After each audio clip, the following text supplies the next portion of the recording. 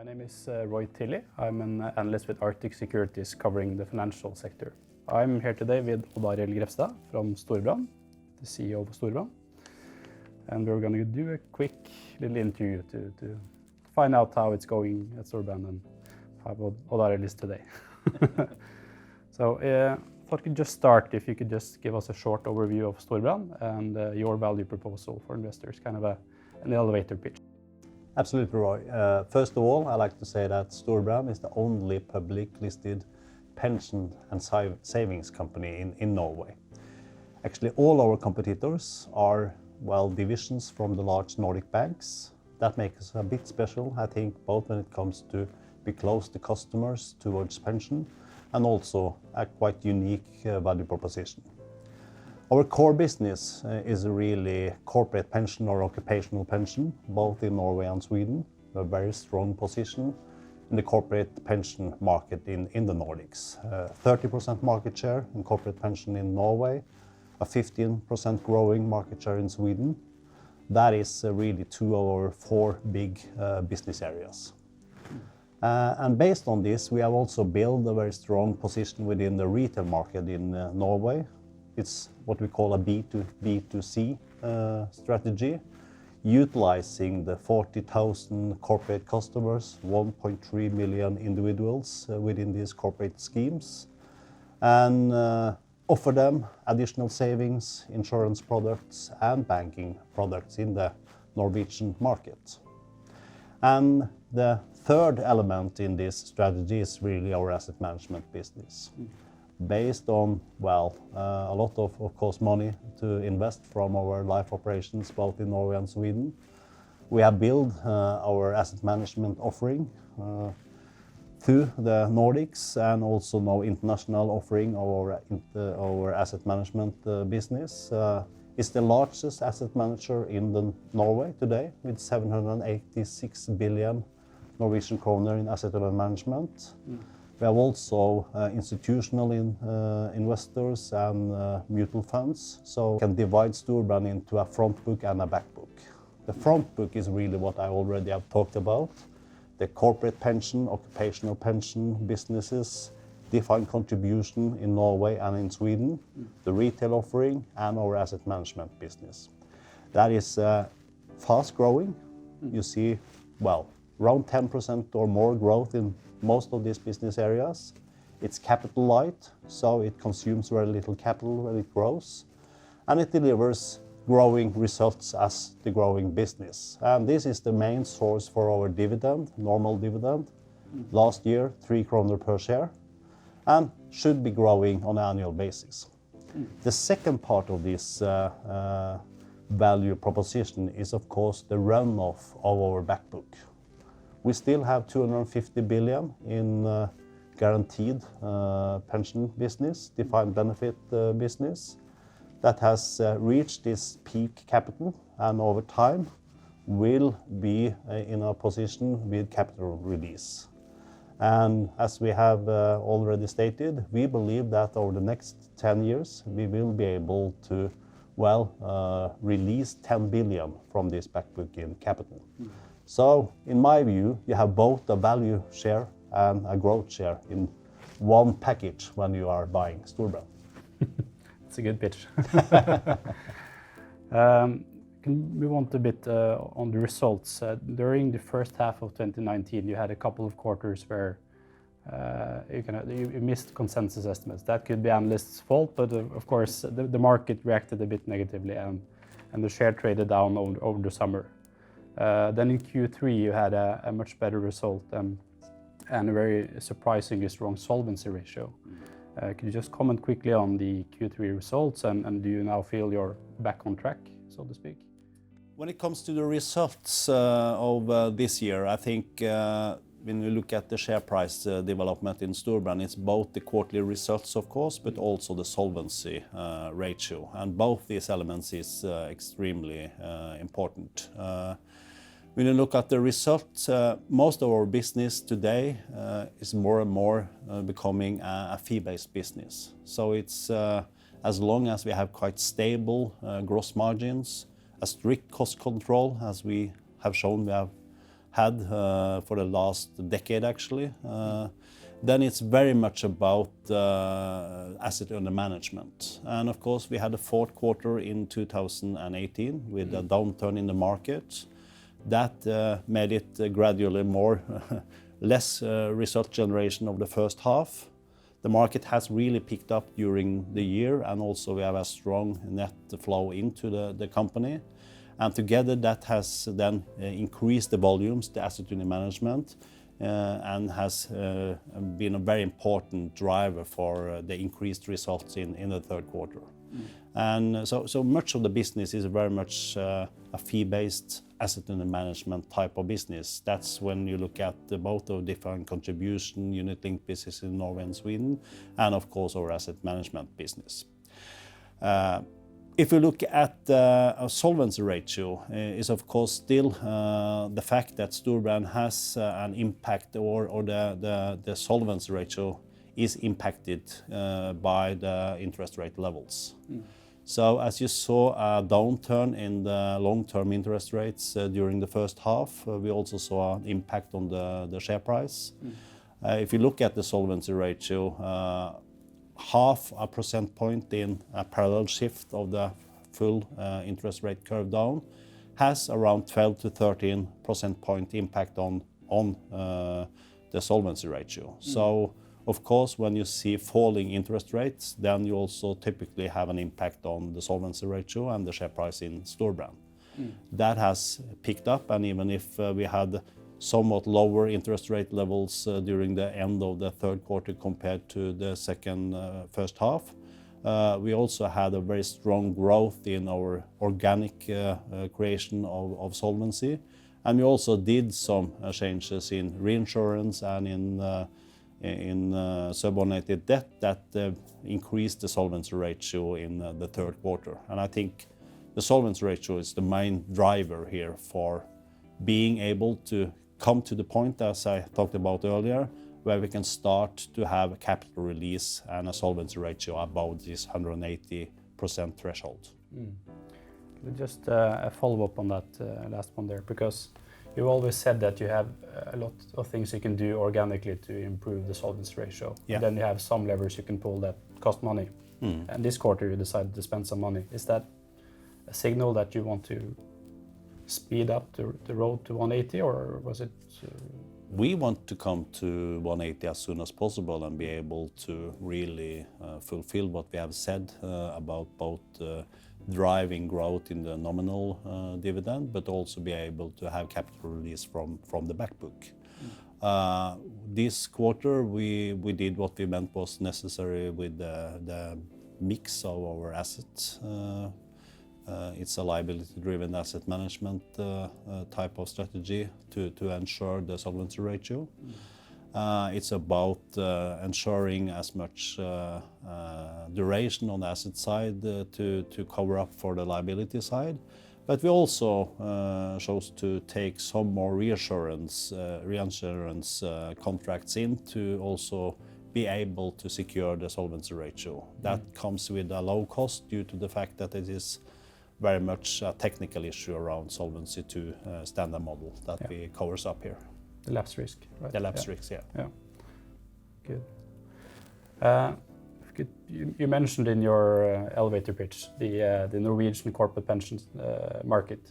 Yeah. It has been growing strongly for a lot of years. It will continue most likely due to it being a relatively new product. Yeah. And we're also seeing an increasing focus on private savings. Yeah. Kind of the pillar 3 in the Norwegian pensions market. Absolutely. So how do you see your position in this market, and how do you think the market will develop in the years to come? Well, first of all, it's still quite early days for defined contribution in Norway. This market really started up with mandatory pension back in 2006. So we are in a position where you have strong growth due to large payment in, but very little pension payments out. That will be the fact for some years still before you have a more mature product in the market. And that leads to what I talked about, double-digit growth in this area also going forward. So that is the starting point. Secondly, we see that well, the coverage rate from the state pension systems, the increased life length and so on means that we need to save much more for also pension. You can trust, well, basically some level with the state pension and also the corporate pension, but you need to build on with the additional Pillar 3 retail savings on top of that.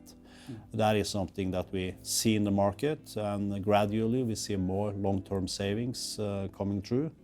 But still it's quite early days in Norway due to the fact that we normally use most of our money on buying houses or cabins, and if we have something on top of that, we tend to put our savings money in the bank account. Actually 70% of the savings in Norway are in bank accounts today. So there is a shift going on gradually, and I believe that will lead to much more long-term equity-based savings over time.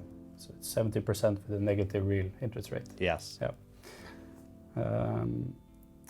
And then in 2012, you and DNB decided to withdraw from the public pensions market. Yeah. And this year they've decided to re-enter. Yeah.